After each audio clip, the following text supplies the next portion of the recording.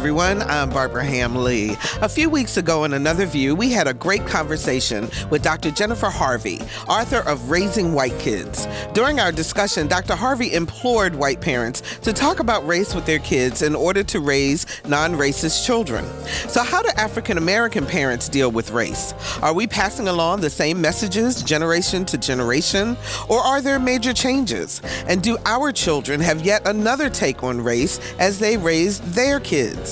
Real stories and real talk from our Another View Roundtable pundits. Parenting while Black. It's next on Another View. Stay with us.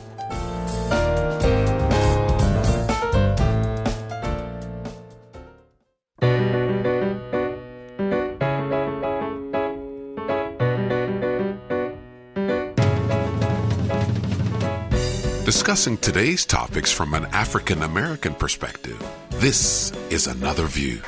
Hello, everyone, and welcome to Another View. I'm Barbara Ham-Lee. A very, very special thank you to everyone who became a member or renewed your membership during our spring fundraiser last Friday. Another View raised over $10,000 in 1 hour. A record for us, and we are just so very grateful for your support. So thank you, thank you, thank you. Tell your friends about us, and let's get the audience growing even more. Thank you. We so appreciate that. Also want to let you know that the Emerging Leaders Board of WHRO invites you to a screening of the Independent Lens documentary Charm City. Now, they're talking about my hometown of Baltimore. Filmed during the 3 years of unparalleled violence in Baltimore, Charm City delivers a powerfully candid portrait of those on the front lines. With grit, fury, and compassion, a group of police, citizens, community leaders, and government officials grapple with the consequences of violence and try to reclaim the city's future. There will be a panel discussion following the screening with Clanice Platt serving as moderator. Clanice is the governor-elect of the District 7600 Rotary, which means she's the head of all the local Rotaries in this area, and she is the first African-American to hold that position. So congratulations, Clanice. She will serve as the moderator, and they'll have panelists Why Not Shakur, chair of Seven Cities Panthers, and Councilman Shannon Glover from Portsmouth. This is Thursday, April the 18th at the Kroc Center, which is located at 1401 Ballantyne Boulevard in Norfolk. Doors open at 5. The screening starts at 5:30. It is free and open to the public, so I hope you will come out and participate. Thank you so very much for that. So as I said in the intro, a few weeks ago, we talked about how white parents can raise white children to be non-racist while at the same time understanding their own identity and the role they can play for racial justice. So what about African American parents? What do they teach their kids about race? And is the message I received as a child born in the 50s the same message I passed along to my daughter, who was born in the 80s? And what about her daughter? Is she passing along the same thoughts? I've asked these same questions of our Another View Roundtable, and do they have some stories to share? Let's welcome Ms. Alvian Lyons, relationship expert, co-host of the podcast Love Life, and host of the brand new program, The Lion's Den, heard on Hampton University Radio, WHOV FM. Congratulations, Alvian. That's fantastic. It's exciting. Now, this is Saturday nights at 7? Saturday nights at 7 o'clock. You can come inside of The Lion's Den, where we talk about everything from the boardroom to the bedroom. Oh, my. Every layer of life and love is discussed. So just know this is where we do full-blown relationships of every level. Well, congratulations on that. Thank you, Barbara. City Treasurer for the City of Norfolk, Ms. Dawn Hester. Hey, Dawn, how you doing? Glad to be here. So always. happy to have you here. Thank you so much. Political Science Professor Carol Pretlow. Carol from Norfolk State University. Yay, that's you. And we welcome back to the table, everybody, comedian Allison Moore. Hey. Hey, how we doing? We're doing great. So glad to have you back. I miss y'all. Listen. We missed you too. I missed you. Absolutely. Okay. But we're going to hear from you today. So we had this conversation a couple of weeks ago where we were talking about a professor was talking about what white parents need to do to talk to their kids about race, because they're saying her premise is that if you don't talk about it, they'll never learn how to be non-racist. And that society will teach them something. Now, all of us at this table are African American, and I would assume that each of us had conversations, had our parents have conversations with us. And so I want to talk about from generation to generation, where are we in terms of this question? So I want to start out by asking you guys, just give me the decade of your birth. You don't have to be specific. And what was the mood of the country like during that time? Don, let's start with you this time. So the decade of your birth and kind of what was happening in the world. 1955. There you go. All right. Love saying it. Love saying it. So, it was a challenging time when I was born, but it was much more challenging before I was born. Right? That's so, very no, true. I'm just kind of the prior years.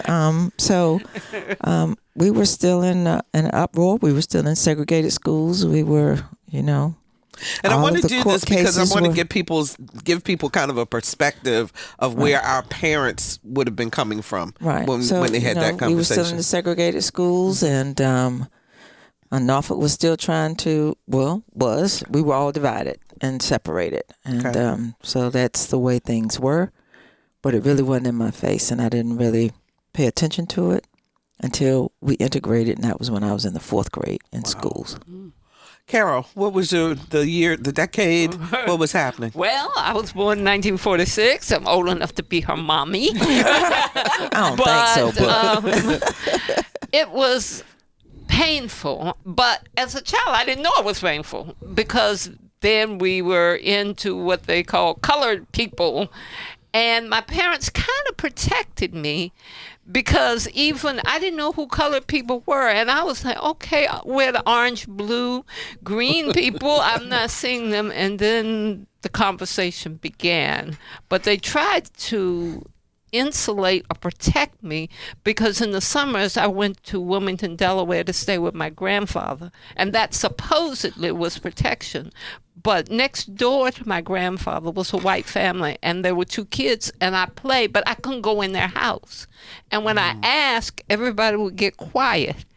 And when I did find out, I was like, well, what have I done?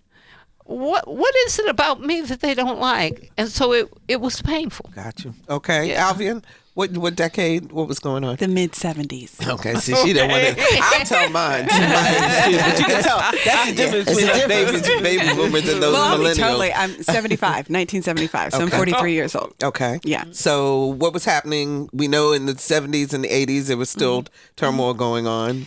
Yeah, but my experience with race was probably a little bit different because I am from an immigrant family. So my parents' orientation to race was a little bit different also because we were a culture inside of a culture. So while there's no question about the fact that we present as African American, but our culture inside of our home was deeply West Indian.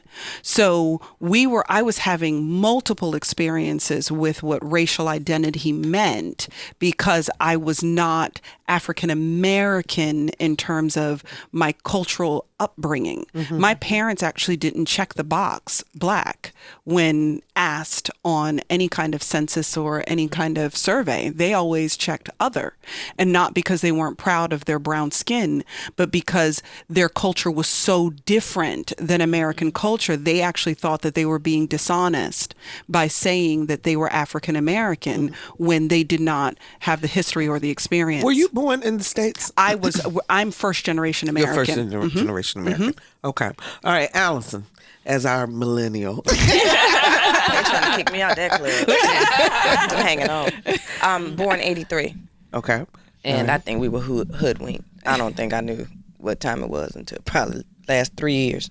Really? Wow. Okay. So your perspective was there was no issue. No, it was an issue, but my mother, she was born 1950. So, like, she was in the first integrated class and in high school, all that. And so she definitely pressed what I thought were her issues. And I'm like, Mom, that doesn't apply to us. And then my mother was 3 shades lighter, and I'm dark-skinned. And so I got a lot of, teased a lot for being dark-skinned. So I hated black people. I really thought she was crazy. It's really not the white people. It's really y'all. It is really black people. Okay, so you had the internal I had all kinds issue of to stuff. deal with. So then I well. became an adult and realized, oh, no, wait. oh shoot, let's replay this. Let's pull your mic up just a little bit because it's making a little noise. There we go. See if that Oh, you helps gonna a call little me out bit. that I'm the one? No. I just wanted to. I want you That's supposed to be to a fam. sound. That's supposed to I be in want the you to family. sound Not really, that really personnel. good. That's why I did that. Okay, so tell me, you guys, in no particular order, but tell me some of the stories. Tell me some of the things that your parents said to you about race, and then we'll move to what you then decided to tell your children. So, Alvin, I'll start with you on that one. Mine were complicated because, and it's funny because I was sitting in a boardroom just yesterday and had to have a conversation. I'm handling an initiative around diversity and expansion for a corporation. And we were talking about our notions and understandings of race and the messages that we were taught and how those affect how we do business and so on and so forth. And I said for the first time, which people are very shocked by, that we had to hide. I dated, as you guys would refer to, white and black. You know my thing with that, okay? All right. So I dated white guys for a lot when I was younger, but I had to hide them from my parents because in my family, dating white was dating down. So it was very shocking to people to discover the fact that people of color, that there were any people of color who perceived whites as less than.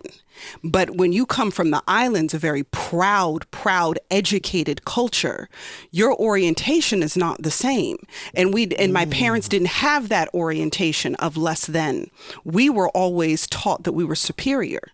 So in that superiority, I used to pretend, matter of fact, my sister actually had to lie to my parents at one point to tell them that the guy she was dating was just very light-skinned. And I'm not even joking. Really? Had to pretend that, and because he had a shaved head and he was an incredible dancer, so people thought he must have some brown in him somewhere. Like he's got to somewhere, right? But she literally had to tell the family that someone in the family was ethnic in order for them to even kind of entertain the idea that she was seeing him. And people find it shocking because it's normally you're hiding the black girl or you're hiding the black boyfriend. But in my family, we had to hide the white boyfriend. And we had to be very cautious because my brothers dated white girls also. We had to be very cautious about how that was introduced to my parents. So I'm curious though, because if your orientation within your family structure was that you were that there was pride to be had in who you were and so forth, why did you guys all go outside of your race? Well, so here's what's very interesting about it. Okay, so my husband is Portuguese, but he presents as African American. He just happens to have hazel eyes, okay? But to anybody else, he just happens to be African American with lighter features of various form. So my brothers, in terms of marriage, both of my brothers and myself all married a person of color.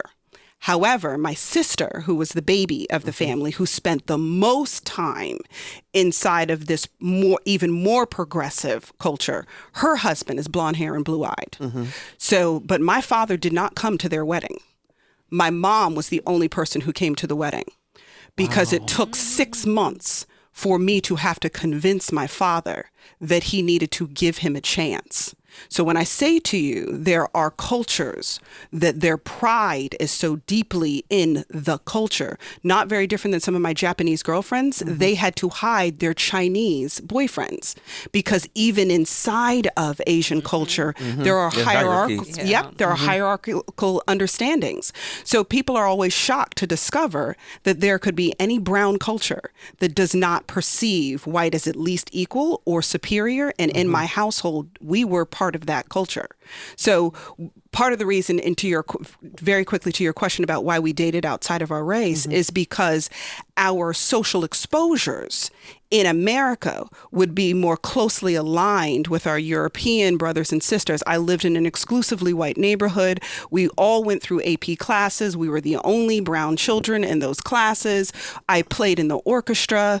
My brothers played soccer, not basketball or football. Like we did all of those things that would have of made us, if you strip away skin, it was considered a more Eurocentric understanding of life. Gotcha. Yeah. Okay. And we grew up listening to country music, and I knew Kenny Rogers. We had a very interesting upbringing. Okay. Dawn, what your upbringing? Then, what did your parents talk to you about in terms of race? Nothing. Nothing. No. They protected us. And we were taught that you respect, get to know, appreciate whoever you come in contact with. Mm-hmm. So it was, there wasn't a conversation about being careful because of who you are and where you go or who you interact with. It was just you are expected based on the Bible. You present yourself the way Jesus would. And that's what we did. So did that change when schools were integrated? I still got a lot of my white friends when we integrated because we were in the 4th grade. So my older brother had more issues because his integration was in middle school. And then, of course, those older, when the high school was worse during integration. But we were in the 4th grade. So all of us are still friends. We all on Facebook together. We all know where everybody is, you know. Wow. So that and we stayed together all the way through graduation. So the friendships and the weddings and the babies and grandbabies, we all celebrate that with each other still. So that was my schooling. Did your parents say, since they didn't talk about it at all, did they have experiences that maybe you found out about as you got older about their lives, and did they think that was more protection for you to not do that? I know that they protected us. Okay. But yeah, my father was born in 1923. My mom was born in 1930.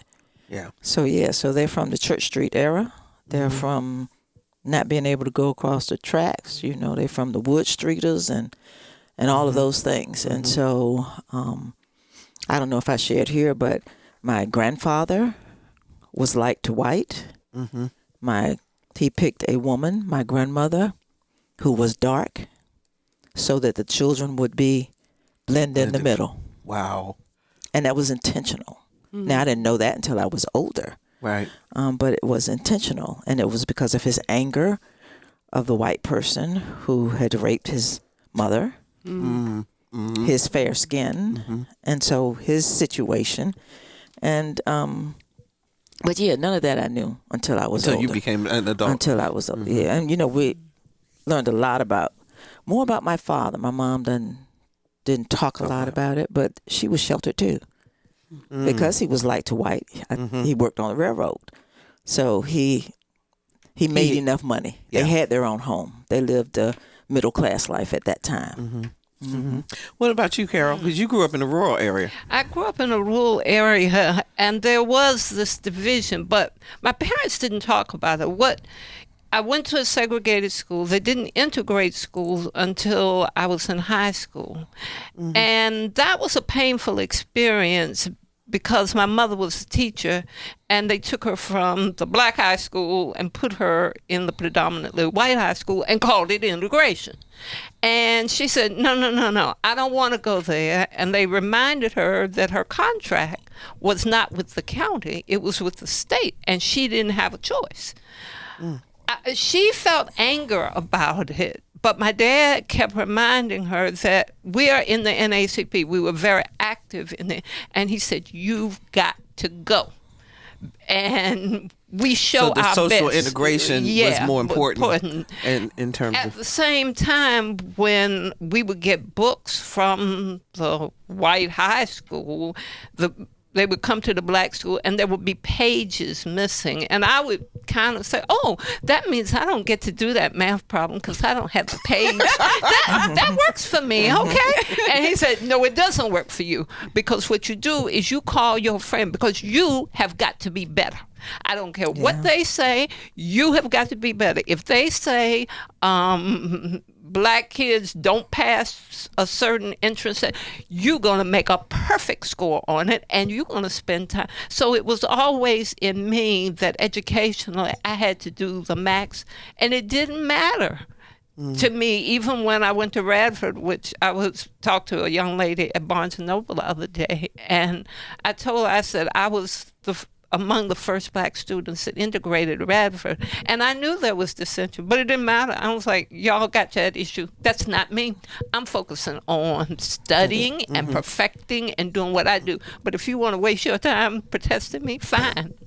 Take it. But you did get you have to be twice as good or three times as good. I got that too. You got that too, Dawn? Oh, yeah. Yeah. Did you get that, Alvin? So, Allison, your experience in terms of your family talking to you about race, what else? What did they say to you? It was the same too, because my mother, she was in high school when she went through integration, so that was very big and traumatizing for her. In fact, she rebelled by making sure she went to a very, very, very black college because she was so upset with her parents for making her go to Kecoughtan High School. But my personality at that time coming up was a lot different than hers in regards to, I was probably more like my father's family. So she came from a family that was very educated and you can't get a B. You have to get A+. You have to.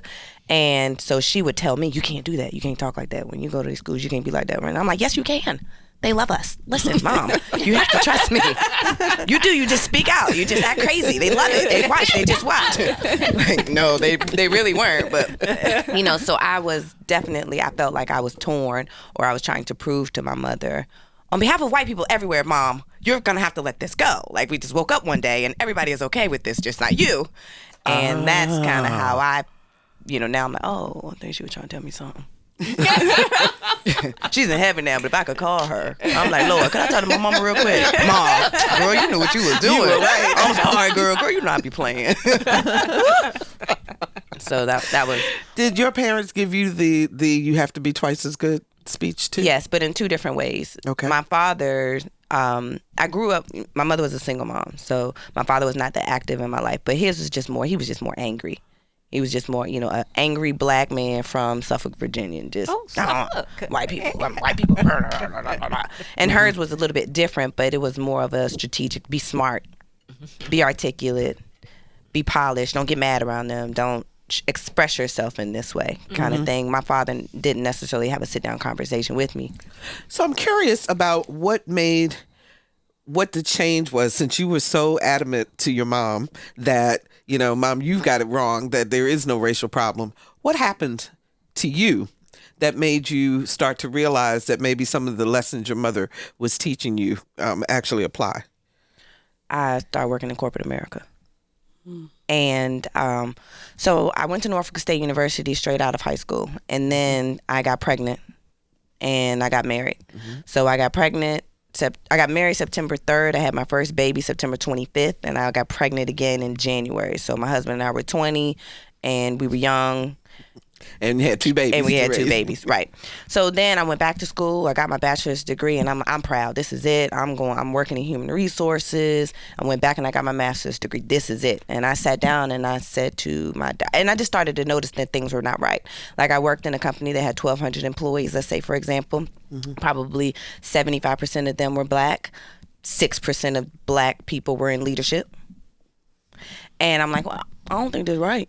So these things started to happen, and just the way that I was treated and the requests that I was making. And so after I got my master's degree, after I was working in a part of human resources, I worked in employee relations that was different from recruiting and anywhere else. And I sat down with my director, like, I'm producing out here in these streets. Like, sir, I can find people with grace, okay? I need you to come on here. I write the best corrective actions and do the best trainings. I want to raise. And he was like, well, it wouldn't be fair to everybody else. These Sallie Mae loans ain't fair to everybody else either. But I just started to see the discrimination. It just became clearer and clearer. And then I went to another part of corporate America. I'm like, oh. And then I just started to see different things happening as an adult that I'm like, oh. Yeah. But I think as a child, I was rebelling because I had my own colorism stuff happening. Yeah. So that was my motivation to stay like, no, it's black people that are crazy because we all black, but y'all being mean to me because I'm darker than you. And I was just looking on the outside at white people like, they don't have no issues. They love each other. They're in unity. They're nice. We the only people mad at white people. They don't care about us. They're not thinking about us because they weren't thinking about us, but in a different way. But not in the way that you were thinking. Yeah. I wasn't, I couldn't go over. I went to Francis Asbury in Hampton. And so I was always one or two black kids in the class. one girl, one boy. It will always mix us in. And they didn't give us any. I didn't go and stay the night over their houses and get the invitations to the parties and things like that. But I didn't put it all together until after. Like I said, I became an adult, and now I'm trying to explain it to my kids. If you're just joining us, we're talking about lessons about race that Black parents teach their kids with our Another View Roundtable pundits, relationship expert Alvian Lyons, Norfolk City Treasurer Dawn Hester, NSU political science professor Carol Pretlow, and comedian Allison Moore. So, Allison, then let me pick this up with you. What do you tell your children today? Run. They crazy in these streets. They taking us out here in these streets. I don't know. I'm trying to figure it out. That's why I'm on panels like this. How old are your children? Too old. 14, 13, and 5. Okay. And so I don't know. I don't have the answers. I'm trying to. All my friends are older. They play Bill West and Pinochle. So I go hang out with them. I'm like, y'all got to help. Since ain't nobody gonna call my mama, somebody got to help me. Did your children ask you about race? Did they talk about it at all? Yeah, we talk about it, but we talk about it because it's so like they come home. I feel like I'm a reactive parent, unfortunately. I'm trying to get in front of the ball, but they come home like, Mom, they said that Trump is going to have us all slaves. I'm like, okay, we're going to have to talk about this. So, I'm inviting wisdom to the table to help me communicate because I'm in a season myself where I'm bitter. I'm in a season myself. I had a recent issue last weekend when I was in Indiana in comedy. I got out of corporate America. I'm thinking, well, I'm gonna be an entrepreneur, so I'm not gonna be subjected to this foolishness. You just can't run from this race issue. I'm learning that as a 35-year-old. Okay. And so I'm already mad. Like, you know what? I don't like, is your teacher white? Oh, you tell her, come see me. Wait, no, that is not how the Lord would have. Okay, I don't got the answers. I'm like, husband, you gonna have to tap in. I'm trying to figure this out, get deliverance myself. So I'm trying to figure it out and just engage with a different circle. But I don't got, you want to come over to the house and help me? Yes, I will come over to the house and help you with your kids. But I'm going to ask Dawn, because your children are grown, right? Okay. Yes. Okay. So I'm a stepmother. Okay. 2 boys. Mm-hmm. Grown men, 2 boys. Grown. They were boys when I came in there. Became a blended family. Okay. Yes, they are grown men now. Okay. So I have 6 granddaughters. So what did you teach your stepsons first, you and your husband, in terms of, obviously you had the talk, 10 and 2 on the steering wheel, that kind of thing. But what else in terms of, or did they even bring it up? Was that a conversation in your house like it would have been with your parents and you? In their upbringing, because of the integration, so they're 40 and 42. Okay. My oldest son's circle was integrated. Black, white, Asian, Filipino. Mm-hmm. They are all still connected today. So there's and they spent the night over each other's houses and they vice versa, which was different from all of us. Right. We have experienced. Right. So it was different for them. My younger son, he's more of an introvert, so he ain't spent out there nowhere. But and my oldest son, Nancy, my daughter-in-law, is Hispanic. Well, she's Puerto Rican. Let me get it right. Mm-hmm. She's Puerto Rican, and so they're a bilingual family, and the children, you'd have to figure out what to check the box on. Okay. Mm-hmm. And their circle still as adults and in the family and how the children have been raised is still all blended. So in all the pictures you see when they have parties and when they're celebrating things, it's Black, white, Asian, Hispanic. So that's all the grandchildren know. So for them, it will be an eye-opener when they go into the corporate world or into the world as adults. So the oldest is 21. She's got 1 more year in college. She's going to be out here doing something. And it's going to be an eye-opener for her. Mm-hmm. But I will have the conversation with her because I know her parents aren't having it because they feel that they have raised her, and they have, so that she'll be strong enough to deal with it. Right.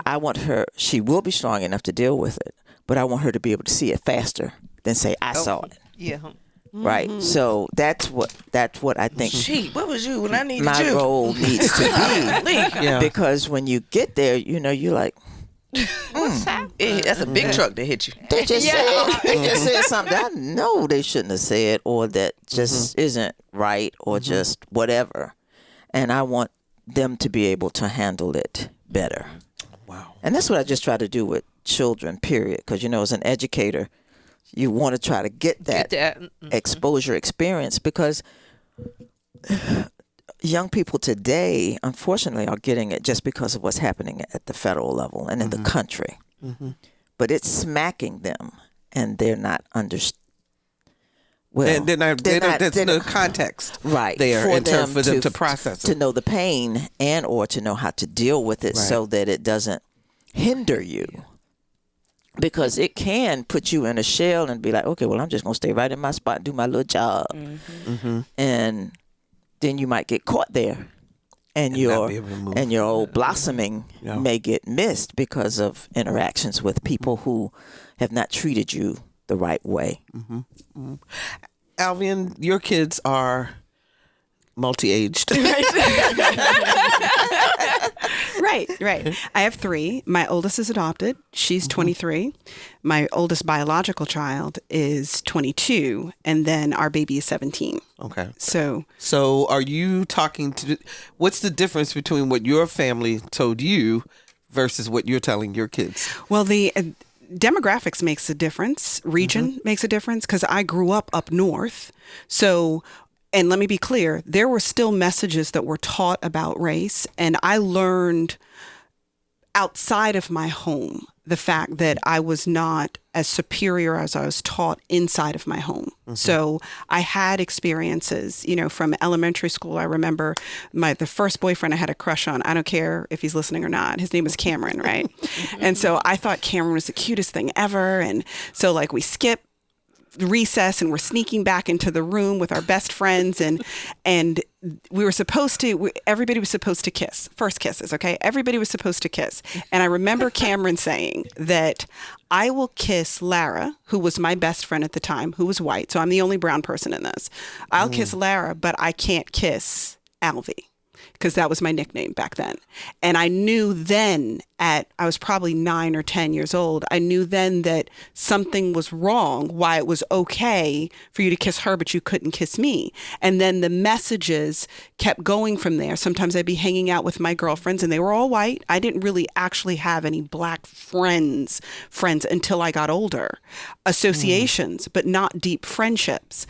And so I got these messages, if I didn't hang out with my girlfriends long for periods of time, I remember one time one of my girlfriends saying, I don't remember how to play with you. And I'm so serious. And I literally, because she played differently with me, because my hair, we couldn't do hair in the same kind of way, where she would wet her girlfriend's hair and they would do all these styles. If you wet my hair, it's going to turn into an afro. So my press and curl would be gone if water touches it. Water was like kryptonite. Don't rain on me. That's right. Okay? Don't rain on me. So we couldn't do some of those things. So she was acknowledging, and still as a child, that playing with you is different than playing with everybody else who was just like me. And I remember the feeling of somehow feeling a little less than, because you needed to remember how to play with me, and for me it was so organic, but for you were having to practice something to deal with me. So those messages continued. So the fact that I take some of those experiences, and then I'm here in the South, which is a whole different reality. Okay. Up north, we actually didn't get too much into shades, whether you were light or dark, nobody cared. It was just, you were just black. And it was only black people who cared about hues, because to all of my white peers, we were all just black. Down here, there was a royalty that went with being lighter skinned and long hair, and it was very jarring for me, because I wasn't familiar with that orientation and these hierarchies inside of the culture in that kind of way. And my kids, as they have grown, those messages, they have been hearing those messages since birth. So my daughter happens to be married. Her husband is half white. And my son's girlfriend is half white. So, and my oldest daughter, her her most serious ex was also white. So interestingly enough, this colorism that exists inside of the culture became a larger framework inside of our world, and having to process that out. And I've said this before, I don't like the terms black and white because of the polarization. So I wanted to raise my kids with an orientation that it is content, not packaging, that matters. But even in that orientation, I am not one of those people. So for the people who have issue with the fact that I want to raise my kids almost colorlessly, because that's what they would associate it as, I don't consider that to be the case. I want you to associate positive things with the color. I don't want you to ignore the color. I just don't want you to see it as deficient to be different, which is why I like the labels of chocolate and vanilla, because they're not value laden, and they're associated with delicious and positive things. So my kids grew up hearing that, which I think has something to do with why they only chose partners that they related to. They didn't really care about the other stuff as much. Did they grow up in like your schooling was, like you said, you were the only African American? No. Did they grow up in a more integrated? They grew up in a far more integrated schooling. And then where we live, all of your upper middle class, lower upper class, however you want to make the distinctions, our doctors are black, our lawyers are black, our accountants are black. So their orientation is very different. I had to look to the Cosbys to see what it was that my parents were reflecting as our realities. But here, my kids see all of those things every day and still are very aware of, well, so-and-so is so pretty because she's light-skinned, and so-and-so's got such and such because of this, and so-and-so's got light eyes, so he's cuter. They've heard that their whole lives, and I spent a lot of time battling the values that were being my kids were being poisoned by these things in places I couldn't control because they were outside of the home. And I just did not want those things to be their truth. So you spent the time inside the home. Always trying to work against those things. Yeah. But I will tell you that my son just started driving, and I am more aware of my blackness now more than any other time in my life, because I am a black female in America, which is not seen as the same level of threat as a black man in America. And suddenly all of those things that are true, but try not to let them overwhelm you, they became very real as soon as we got him a car. Because I would not let him, he just started driving on his own this week. I would not let him drive until we were able to get him something for his visor so that he can keep his license and registration up above his head, because I couldn't risk that. And my son's a juvenile diabetic. So I'm also worried that if he has an episode, somebody will think he's high or drunk, but the truth is his blood sugar is just low. So what can I do to make sure that that's known? There are all of these thoughts that you have to have as a black mother raising a black son that my girlfriends who are not black, they don't think about any of these things. Carol, you don't have children. But you have 250 children. Yeah, I know, okay. but I mean biological children. But do you notice a difference in your students, or even nieces and nephews, or whatever, in terms of their perception and what they're being taught about race today over the years since you've been teaching? That's an interesting question for me today, because in my modern political theory class this morning, we had a similar discussion, and it was on education. And I was like, I'm not real sure that this perspective has changed. I like to think it was changing when I was in law school. I was like, okay, this is different. But now it's like I'm repeating the same things that my parents told me, do the best. But now the irony is that as I told them the importance of a college education was when I was in high school, then I got in college and became a master's degree. Then I got that and it became a doctorate. Then it became a postdoctorate. So it seems to me, and this is probably racist on my part, that whenever we achieve a certain level, then the level gets moved beyond. And I said, rules so change. It's changing. So why postdoctorate? And why are educators who have been at Norfolk State, Hampton, Virginia State, wherever, who have master's degrees now being told, oh, that's not enough. You probably need to seek a job elsewhere. that discounts their experiences. And kids today need the academic, but they also need the experiences to know how to cope with the problems. And I reveal to them that I walk around downtown Norfolk all the time, but I always have my passport, my Norfolk state ID, my social security card, because I don't know when something's going to happen. And there have been challenges. So I'd like to think that I could pretty this up and make it better, but it seems to me, and it's very painful, that to see people repeating the same experiences that I had. So how would you guys address the comment that I get a lot? One, that a lot of people who are non-African American say that part of the problem with racism in America today is that black folks keep talking about it, that they keep telling their kids about it. And if you just shut up about it, you'll be able, it'll go away and it won't be an issue. You said, no, it won't. No, it won't go away. If you shut up about it, then it seems like you're agreeing by shutting up. And so by talking about it, you are aware of it, you're protecting your society, you're protecting your children, and you're showing them that they need to strategize to get around it. And maybe one day it will disappear, but it just doesn't seem in my lifetime. And the other half to that, and then I'll button it all together, is the idea of people saying, well, okay, if you're teaching your children that they've got to be twice as good, if you're teaching them that they've got to be polite, you're just teaching them manners. You're not teaching them anything about race. You should always be teaching your children this. But do they teach their children that they have to be twice as nice and that they have to be twice as good and they have to be? So if we're all teaching our children the same thing, same principles, so to speak, or values, that's one thing. And no families are like that. Okay, so in the white culture and the black culture, and it's up and down. So here we go, and I'm getting off track, but I'll come back on the burnings of the churches. Yes, and they've gotten the young man. I think he's 18. Yes, 18. Sheriff's son. He's a sheriff's son. And the sheriff is shocked. Yeah, we're talking about the parishes in Louisiana, the three churches that were burned. Right. Yes. So I can only so the thoughts that ran through my head when he was arrested. The department allowed others to help prepare for the arrest of his son. If that'd been my baby, they'd come busting through that door. Excuse me. So that was one thought.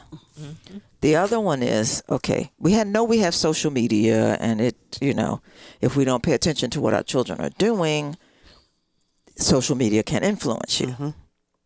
But you still learn something from somewhere. So I see, well, what kind of sheriff is he? And I say, what kind of father is he? What kind of sheriff is he?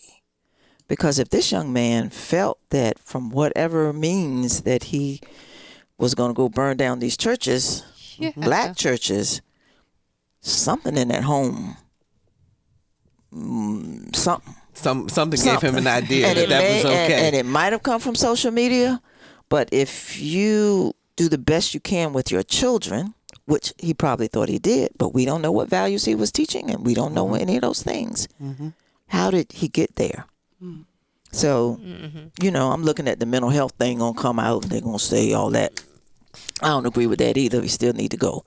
But, so those are still life lessons of, as a person of color, we have to make sure that our children are prepared for what comes their way. Because if I don't know what the white culture is teaching their children in their homes, some homes are teaching their children that no, we're gonna be all white. You ain't mixing with nobody. Exactly. Just like in some black homes. Exactly. We're gonna be all black. You can't mix with nobody. So those things happen on both sides, all sides. But how do we? You have to prepare your children. You can't say you can protect them, but you have to prepare them as much as you can. Because once they're outside our doors, we don't know what can come. Well, and to your point about the sheriffs too, literally, Alvin, that if you don't have that conversation with your son, your teenage son about driving Yep. and about what to do if he gets stopped. That literally could be is a life or death issue. It could be. Yeah. Yes. And I think that it's very interesting because if we take it away from the issue of race, if there's something going on where our children are concerned, where our spouses are concerned, we don't just stop talking about it in order for it to go away, right? So when I want my son to empty the trash, I don't stop reminding him that he needs to empty the trash and just trust that sooner or later the trash is just going to disappear, right? So if there is a problem in every other area of our life, we make sure we talk about the problem.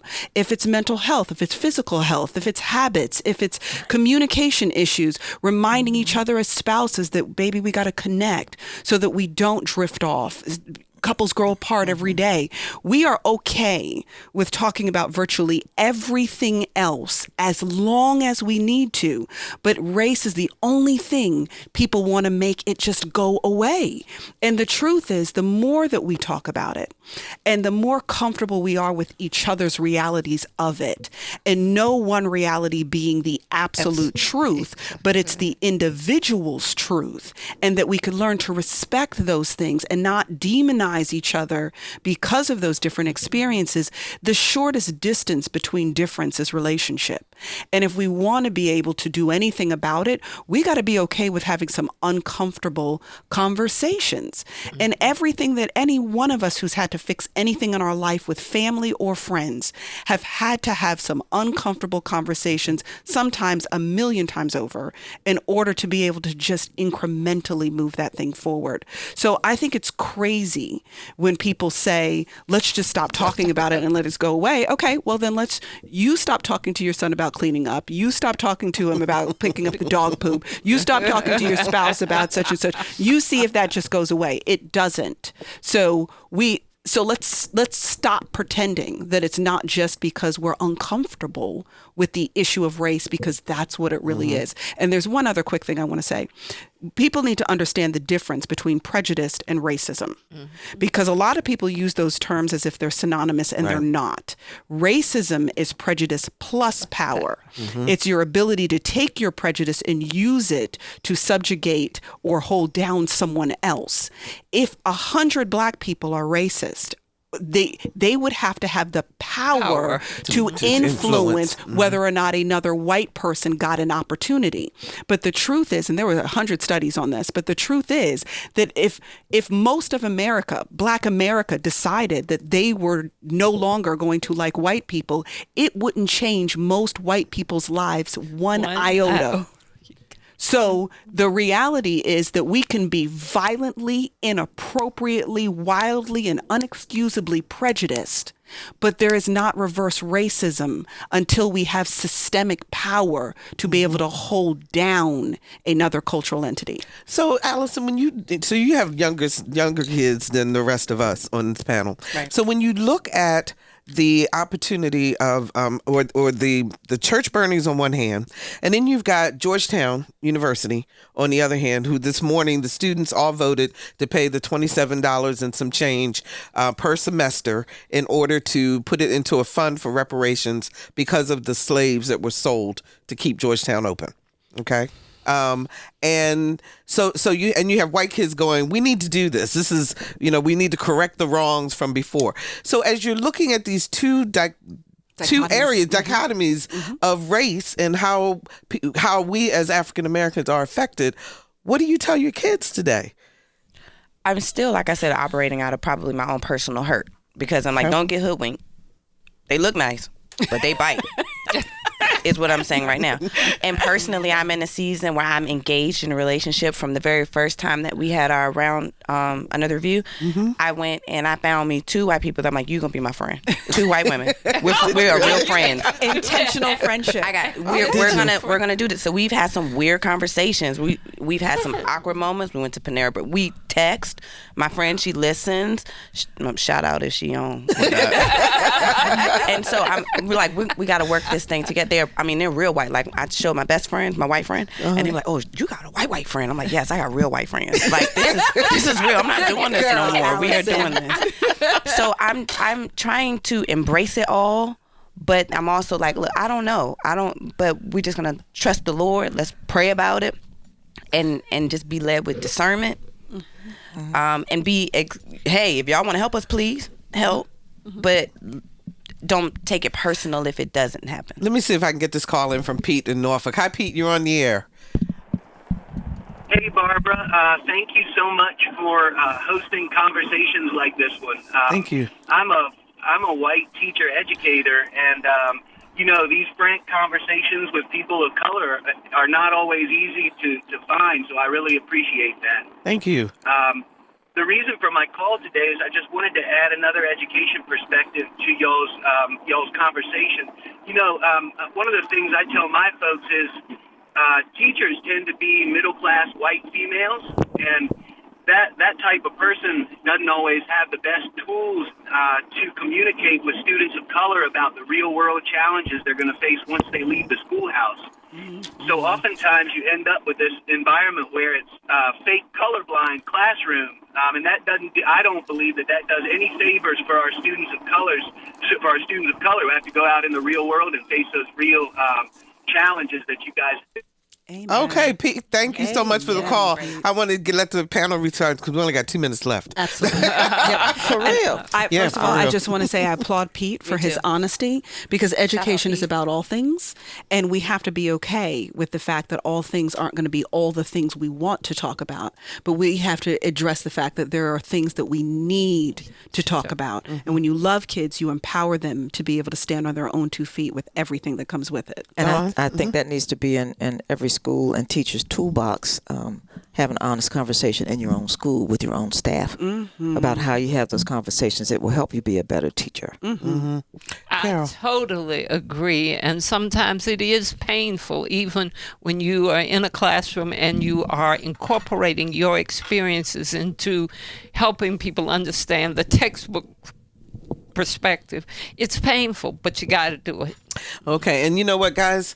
Allison, and we're going to give her a moment to promote her upcoming show, because she's got a comedy show coming up. Yeah. Tell us about it, Allison. I have a couple of things, so definitely please check out my website, comedianallisonmoore.com. You have to put comedian in front of it because Allison Moore is a famous porn star. She white. It is not me. So put comedian in front of it or you will be disappointed. But on Saturday, May 11th, I'm having a comedy show for Mother's Day. It's called Yo Mama. And it's really, I'm bringing small fry in. It's clean comedy. It's fun comedy and really important. Bring you, your mama, your baby mama, your sister mama. And also those people, Mother's Day is not fun for everybody. I lost my mother. People lose their mothers. Some people lost their children. Some people can't have children. They've had abortions, miscarriages. It's rough. Some people got some jacked up mamas. And so this is just a really good time that we can come and laugh together. Tickets are only $20. VIP is $30. And more laughing. .eventbrite.com. Moore. Yes, like my last name. Okay. Moo. Shout out to my husband who is listening and his friends at How Matt. Whoop whoop. Thank you, babe, for funding this show. Amen. Ladies, as always, Thank you guys you bring so the most much, riveting Barbara. conversation. I love it. I love Thank it. you. And we'll see you the second Friday of every next month. of Yes. every month. Absolutely. And thank you so much for joining us for this edition of Another View. As a reminder, you can always download the podcast to any Another View episode at anotherviewradio.org. And while you're there, please sign up for our eView newsletter. It's a once-a-week reminder of upcoming shows. We're on Facebook, so like us. And I'm on Twitter at Barbara Ham Lee.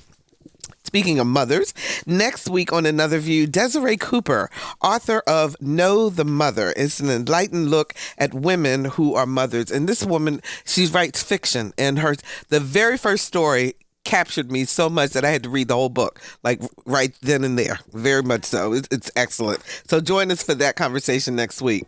Our theme music was composed and performed by Jay Sennett. Lisa Godley is our show producer. Todd Washburn is our audio engineer, and Jimmy Cooper answered our phones. I'm Barbara Ham Lee. Thank you so very much for listening to Another View.